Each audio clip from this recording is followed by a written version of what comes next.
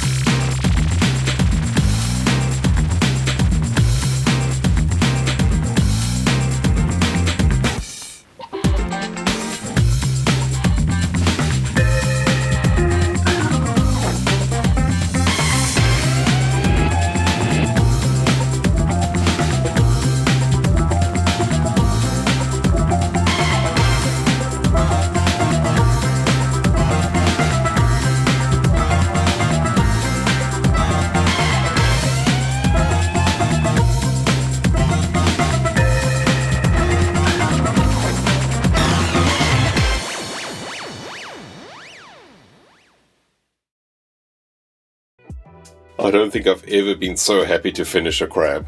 This is by far the most difficult crab I've tried to prep. It's got all this iron pyrite in it. I don't know if you can see on the edges here, but that's where it's so dark. It's pretty much 100% iron pyrite. Look how shiny it is there. And it was just breaking in all these weird and wonderful ways. It wasn't, you couldn't tell what was going to happen. It was just like fracturing in weird ways, the sediment, because it's got so much of those iron pyrite crystals in there.